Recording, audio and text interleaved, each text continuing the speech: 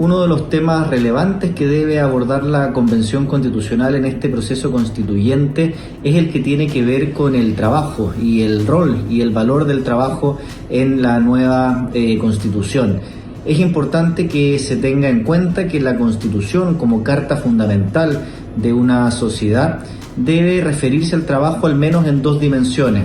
Por una parte, debe reconocer los derechos fundamentales vinculados al trabajo, y estamos pensando tanto en los derechos fundamentales laborales que podríamos llamar específicos, es decir, aquellos que están especialmente referidos al trabajo, como también en todos los derechos fundamentales inespecíficos que tiene cualquier persona y que en esa situación también los tienen los trabajadores y las trabajadoras. Además, sin embargo, la Constitución se encarga de regular y de estructurar el resto de las fuentes que se refieren al trabajo, es decir, cómo deben ser o cómo deberán ser las nuevas leyes que se destinen a regular el trabajo. Por lo tanto, tiene esa doble función: reconocer y garantizar derechos fundamentales, pero también regular y estructurar cómo será todo el resto del sistema de fuentes vinculados al mundo laboral.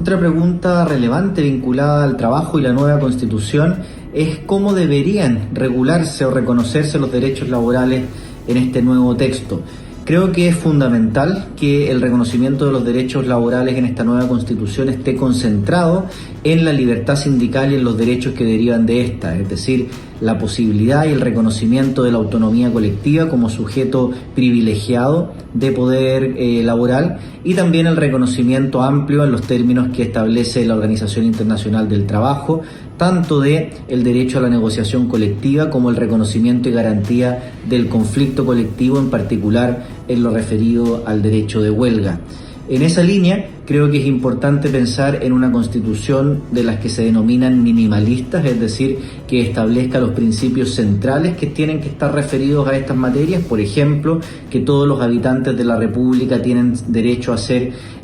protegidos en el goce del trabajo, y también luego a una desagregación de derechos laborales, ya sea de corte individual, pero insisto, con énfasis en las materias referidas al derecho colectivo.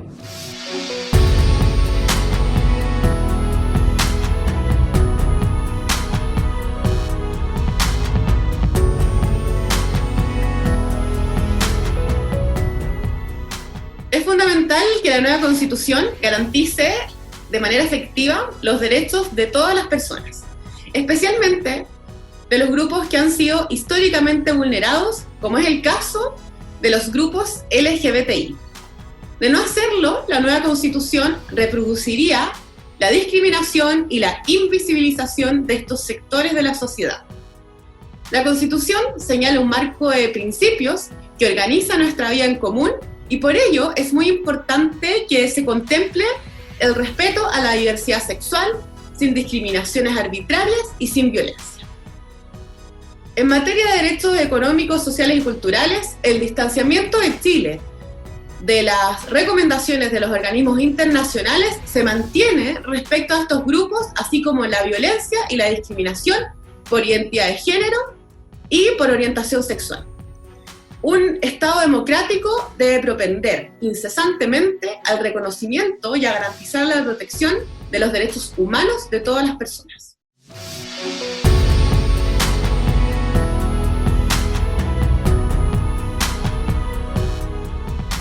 El derecho a una alimentación adecuada es indispensable para el disfrute de otros derechos humanos e inseparable de la justicia social, pues requiere la adopción de políticas económicas, ambientales y sociales adecuadas, orientadas a la erradicación de la pobreza y al disfrute de todos los derechos humanos por todos. Así lo ha establecido el Comité de Derechos Económicos, Sociales y Culturales de Naciones Unidas. Por su parte, la Corte Interamericana de Derechos Humanos ha señalado que la alimentación es indispensable para el goce de otros derechos y su carácter adecuado puede depender de factores ambientales y culturales. En cuanto a la protección contra el hambre, el Pacto Internacional de Derechos Económicos, Sociales y Culturales señala que es un derecho fundamental de toda persona.